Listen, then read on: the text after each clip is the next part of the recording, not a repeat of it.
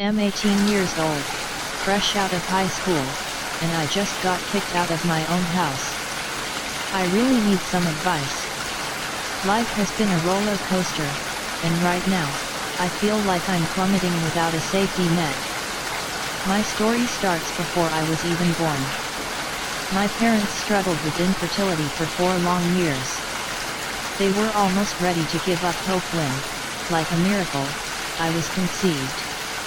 I was their everything, the answer to their prayers. But the joy was short-lived. According to my grandma, my parents were never truly happy. They fought constantly, even when my mom was pregnant with me. It was always the same arguments. Dad hated that mom drank, especially while expecting, and mom resented dad's gambling. To compromise, Dad vowed to stop gambling if mom quit drinking. She agreed, but it was a promise she couldn't keep.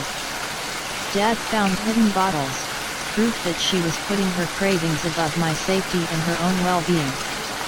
He gave her an ultimatum: stop drinking, or he would leave. Mom didn't take it well. Grandma says she flew into a rage, hurling insults and accusations. Then, she threw a pair of scissors, catching Dad in the eye. He ended up in the hospital with a serious corneal laceration. The doctors said it was a miracle he didn't lose his sight. The incident shook Mom, and she begged Dad not to press charges, swearing she'd change. He, blinded by love or perhaps fear of losing their family, agreed. When I was born, things seemed okay for a while. They were both overjoyed, doting parents, or so I was told. But the peace didn't last. The fights resumed, fueled by Mom's hidden drinking and Dad's growing frustration. One day, Dad came home to find me, a helpless infant, screaming in my crib while Mom passed out drunk on the sofa. Grandma told me about that day, how furious Dad was, how he threatened to call CPS. He would have, too, if Mom hadn't managed to calm him down. Looking back, I wish he had. Because that's when Mom's deceit escalated. She started drinking in the mornings after Dad left for work, cleverly hiding her addiction from him. I was neglected, left to fend for myself. I was always hungry, my clothes and diapers dirty. Grandma, bless her heart, would visit and be appalled by the state of our home: filthy, chaotic, and devoid of love. She tried to talk to Mom, but it always ended in arguments. Then, one day, she had enough. She found Mom completely incoherent, drunk in the middle of the day. That's when she took charge. She stayed with me, caring for me while Dad was at work. She told him he needed to get Mom help, that I couldn't live like this anymore. Mom was admitted to rehab, and I went to live with Grandma. It was the happiest time of my young life. Grandma took care of me, not out of obligation, but out of love. She bathed me, read me stories, cooked me nutritious meals, and took me to the park. She taught me that a home wasn't just 4 walls and a roof, but a sanctuary filled with warmth, laughter, and love. For those few months, Grandma became my world. I dreaded the thought of going back to my parents. But eventually, Mom completed rehab, received her AA chip, and came to get me. I barely recognized her. She looked healthier, but she felt like a stranger. Going back to that house, the scene of so much unhappiness, was traumatic. I started having trouble eating, throwing up constantly. I was 5 years old and diagnosed with an eating disorder. My parents, to their credit, tried to help. We went to family therapy, and slowly, things improved. Mom stayed sober, and Dad cut back on work to spend more time with us. For a while, we were a family. We weren't perfect, but we were trying. But then, the other shoe dropped. I was 8 when I walked in on Mom with another man. She brought him home, into our house, while Dad was at work. The look on Dad's face, the utter devastation, is seared into my memory. Mom, true to form, blamed Dad. Said she felt pressured, suffocated. Claimed this other man made her feel alive. Dad, heartbroken and furious, told her to get out. She begged him to reconsider, playing the victim, insisting it meant nothing. He eventually agreed to stay, but only if they went to marriage counseling. I couldn't look at her. The betrayal was too much. How could she do this to Dad? To me then, just when I thought things couldn't get worse, Dad was diagnosed with stomach cancer. It was aggressive, relentless. He started chemo, his once strong body wasting away with each treatment. He had some savings, and Grandma offered to help, but Mom, she just complained about the cost. Dad encouraged her to find a job, promising he'd go back to work and support them when he recovered. She begrudgingly started waitressing, her resentment palpable. I became a shadow, flitting between school, Dad's bedside, and Grandma's comforting embrace. Our kind neighbors, the Thompsons, saw the toll it was taking on me. They had a daughter my age, Emily, who became my rock. They invited me for meals, offered a listening ear, and treated me like one of their own. Tom taught me to play basketball, his laughter a balm on my soul. Nancy baked me apple pie, the scent of cinnamon, and loved filling their cozy kitchen. They became my surrogate family, my safe haven. Emily and I, two souls seeking solace, found comfort in each other's company. We became best friends, inseparable. Over time, those feelings deepened into something more. She became my girlfriend, my confidant, the steady beat in the chaos of my life. Mom, predictably, disapproved of our relationship, making snide remarks about Emily's family. But they never let her bitterness affect how they treated me. A year after his diagnosis, Dad received the news we'd been dreading. The chemo wasn't working. He didn't have long. I was devastated. He was the only parent who truly loved me, the one who tried, despite his flaws. We spent his last months together, cherishing the moments, clinging to hope. Then, one morning, he was gone. He died peacefully in his sleep. I was inconsolable at his funeral. My world, already fragile, shattered. Then came the reading of the will. Dad, in his infinite wisdom, had left everything to me.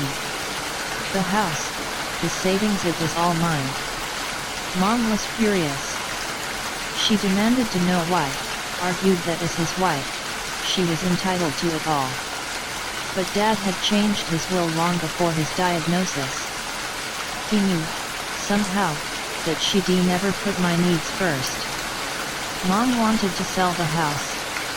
We can get a fresh start, she'd argued. But I couldn't bear the thought. This house held Dad's memory, his love. It was the only thing I had left of him. Mom, defeated, reluctantly agreed to stay. But I could see the resentment festering within her. 2 months later, she dropped another bombshell. She was seeing someone. He's just an old friend, she said, her eyes flitting nervously. He makes me feel good. I should have known. It was him. Ryan. The man I caught her with years earlier. I wanted to scream. Instead, I sat there, numb, as they announced their plans to marry. I hope you can be happy for me, Mom had said, her voice laced with a feigned innocence. If you marry him, you'll have to move out, I said, my voice flat, devoid of emotion. I'd rather live alone. She laughed, a cruel, humorless sound. You're being dramatic. Ryan is going to be your stepfather. You need a positive male role model in your life. Positive. He was the antithesis of positive. She married him, of course. He moved in, a constant, unwelcome presence. He wasted no time in asserting his dominance. My photos with Dad relegated to the basement. We're making a fresh start, P.D. declared, as if erasing my father from our home would somehow erase his own infidelity. He was controlling, demanding, and constantly reminded me that he was the man of the house. I avoided him as much as possible, spending my evenings at Emily's or the library, anywhere but under the same roof as him. Grandma was my rock during that time. She never judged, never pushed. She just listened, offered words of comfort, and reminded me that I wasn't alone. I graduated high school, a bittersweet victory. Mom didn't bother to attend. Emily's parents were there, their pride bringing tears to my eyes. They embraced me, their love a balm on my wounded soul. When I got home, ready to celebrate with Emily and my friends, Mom decided to drop another bombshell. Ryan and I have decided that you need to start pulling your weight around here. It's time for you to find a job and start paying rent. Rent? I stared at her, incredulous. I thought you were happy for me, proud that I graduated. Don't be ridiculous. You're an adult now. It's time to start acting like one, she snapped, her patience clearly wearing thin. So, I found a job at Burger King, juggling shifts with college applications. I got accepted to the local university, which meant I could at least save money by living at home.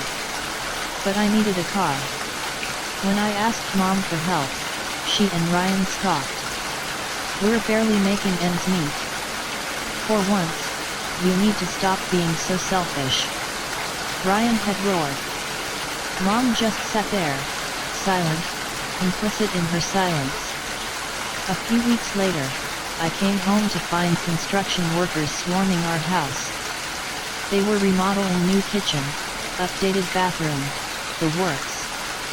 Where did you get the money for this? I asked, my voice shaking with disbelief. You couldn't even help me with a down payment on a used car. Ryan was tired of how old and rusty everything looked, Mom had said dismissively. Tired they were spending thousands of dollars on renovations while I was struggling to buy groceries. Then came the final straw. I came home from work one day to find all my belongings piled in the living room. What's going on? I demanded, my heart pounding in my chest. Ryan appeared, a smug grin plastered on his face. We need to talk. Your mother is pregnant. We're turning your room into a nursery. I stared at them, my blood running cold. It's time for you to move out, Ryan continued. We can't afford a freeloader. But, this is my house, I whispered, my voice breaking. And now it's my baby's house, he sneered. Mom just stood there, her gaze fixed on some invisible point on the wall. Not a word of comfort, not a shred of remorse. I didn't even bother arguing. I called an Uber, packed my essentials, and went straight to Grandma's. She was livid when she heard my story. She wanted to march straight over there and give them a piece of her mind, but I stopped her. I needed to think clearly. I was 18, legally an adult. The house was mine, wasn't it? I needed a lawyer. I'll update you guys soon. I need to figure out what my rights are. But one thing is certain, I'm done being walked all over. This is my house, and I'm taking it back. I sat at Grandma's kitchen table, the lawyer's words ringing in my ears. It was simple, really. Dad's will was ironclad, the house was mine, and Mom and Ryan had no legal claim to it. We'll draw up an eviction notice, the lawyer had explained, her voice calm and reassuring. They have 30 days to vacate the premises. If they don't comply, we can pursue further legal action. 30 days. It felt strangely empowering to say those words, to finally have some control over my own life. Grandma, ever the pragmatist, wanted to know the plan. So, we're going over there right now, handing them this notice, and telling them to pack their bags. Not quite, ID said, a steely glint in my eyes. I'm changing the locks first. I called Tom, my voice trembling with a mix of nerves and determination. He didn't hesitate. I'll be right over, PD said, his gruff tone laced with quiet anger. No one kicks my surrogate daughter out of her own home. By the time Mom and Ryan returned from wherever it was they'd been probably cooing over baby furniture with my stolen inheritance, the locks were changed. I stood on the porch with Grandma, a copy of the eviction notice clutched in my hand. Ryan's face contorted with rage as he realized he couldn't get inside. What the hell is going on here, he bellowed, his voice echoing through the quiet neighborhood. You've got 30 days to find a new place to live, ID said, my voice shaking but resolute. This is my house, and you're being evicted. I handed him the notice. He snatched it, his face turning crimson as he read through the legalese. You can't do this. Mom screeched, her voice shrill with panic. I'm pregnant. It's stressful enough without you pulling this stunt. Oh, I'm sure squatting in my house while you carry on an affair with the man who helped steal it from me was far more stressful, I shot back, unable to contain my anger any longer. Mom's eyes widened. For a split second, I saw a flicker of guilt, of shame, but it vanished as quickly as it had appeared. This is your fault, you ungrateful little. Ryan started, his voice dripping with venom, but Grandma stepped forward. She looked him dead in the eye, her expression a mix of disappointment and icy fury. Don't even. Ryan, despite outweighing her by at least 100 pounds, backed down. Mom, desperate, shifted tactics. Please, honey, she pleaded, her voice cracking. Don't do this. It's my home too. Where will we go? You can get an apartment, find a friend to crash with. I don't really care, as long as you're out in 30 days, I said, my voice cold and flat. We're staying here, right, Mom, I said, turning to Grandma, who nodded. That's right. Someone needs to make sure you two don't make off with the furniture. Mom opened her mouth to argue, but I cut her off. And don't even think about asking me for money. You made it abundantly clear that I'm on my own. Well, guess what, so are you. I turned and walked inside, Grandma following close behind. ID never felt such a mix of terror and exhilaration. This was war. The next few weeks were tense, to say the least. We established a strict cohabitation schedule. Mom and Ryan got the guest room, I kept my bedroom, and Grandma slept on the couch.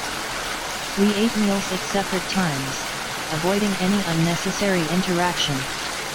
They were like roommates from hell.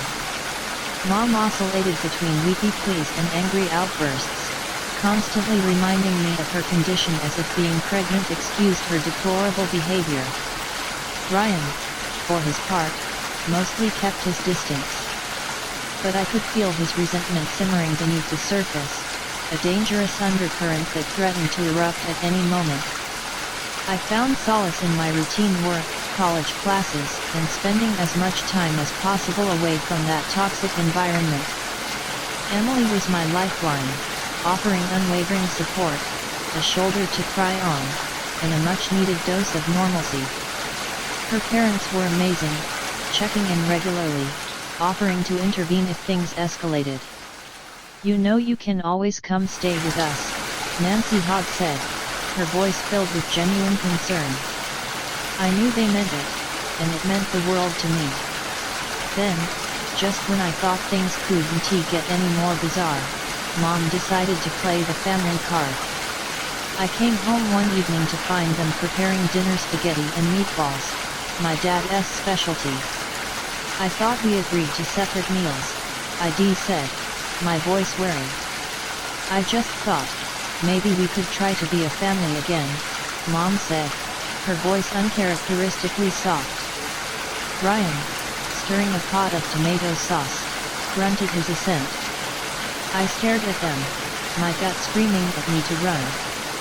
This felt calculated, like another one of their manipulative mind games. I'm not playing this game, Mom, I said, my voice firm.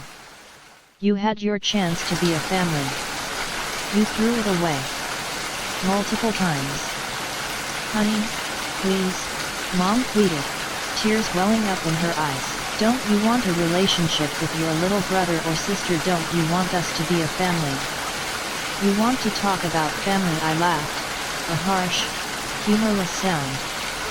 You kicked me out of my own home, spent my inheritance on avocado toast wallpaper and granite countertops, and now, when it's convenient, you want to play happy families. I turned to leave, my stomach churning with disgust. Enjoy your dinner. I'll be at Emily's. The next day, Mom and Ryan went to their regularly scheduled ultrasound appointment. As soon as they left, I sprang into action. I called a moving company. 3 hours later, all their belongings were packed onto a truck and deposited on the curb in front of the house. When they returned, their faces were a study in disbelief and fury. What have you done? Ryan roared, his face turning an alarming shade of purple. Get your stuff off my property. It's not your property, I said, holding up the eviction notice. As of today, you are officially trespassing. You have two choices: leave voluntarily, or I call the police and have you forcibly removed. You wouldn't dare, Mom hissed, her voice laced with venom. Just watch me, I said, pulling out my phone. Ryan lunged for me, his hands outstretched, but Grandma stepped between us, her expression unwavering. Don't even think about it, she growled. He backed down, defeated. They left, cursing and sputtering threats, their voices fading into the distance. I stood on the porch, watching them go, a wave of exhaustion washing over me. It was over. I'll update you guys soon on what happens next.